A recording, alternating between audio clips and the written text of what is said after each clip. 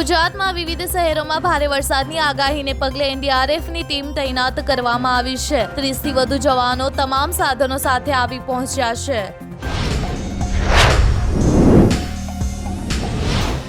સુરતમાં ₹35 લાખના ડ્રગ્સ કાંડમાં કાર્યવાહી કરાતા વધુ 3 આરોપીની ધરપકડ કરવામાં આવી, જેમાં મુંબઈની રાબિયા પાસેથી આરોપીઓ ડ્રગ્સ મંગાવતા હતા।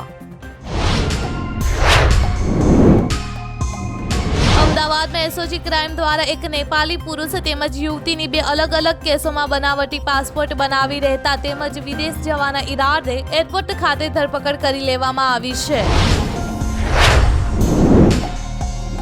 ભારત સરકારની food safety and standards authority of India new Delhi દ્વારા ફૂડ સેક્ટરમાં ખાદ્ય પદાર્થના વેપાર સાથે સંકળાયેલા એકમોને તાત્કાલિક ફૂડ લાયસન્સ અને રજિસ્ટ્રેશન ઇસ્યુ કરવાના નિર્ણય કરવામાં આવ્યો છે।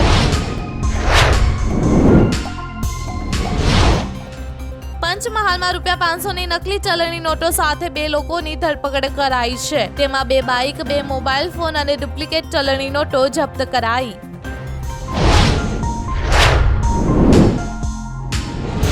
ભારતમાં આઈફોન મેન્યુફેક્ચરિંગ કંપની ફોક્સકોન ફરી એકવાર વિવાદમાં આવી છે। મનસુખ માંડવિયાના નેતૃત્વ હેઠળના કેન્દ્રીય શ્રમ મંત્રાલયે તમિલનાડુ સરકાર પાસેથી રિપોર્ટ મંગાવ્યો।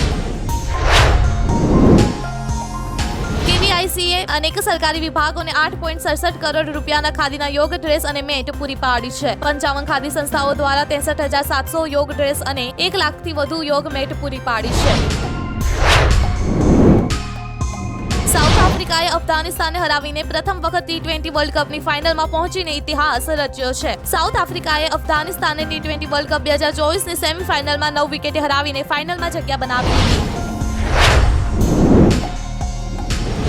પોલીસે માલદીવના પ્રમુખ મોહમ્મદ મોઇઝુઝુ પર બ્લેક મેજિક કરવાના આરોપમાં દેશની સરકારના એક મંત્રીની ધરપકડ કરી। પોલીસે મંત્રીના ઘરે દરોડા પાડીને ઘણી વસ્તુઓ જપ્ત કરી હતી। શેરબજારમાં નિફ્ટીએ 23,966ની ઊંચી સપાટી બનાવી। હાલમાં સેન્સેક્સ 200થી વધુ પોઈન્ટના ઉછાળા સાથે 79,000 સ્તરે ટ્રેન્ડ થઈ રહ્યો છે।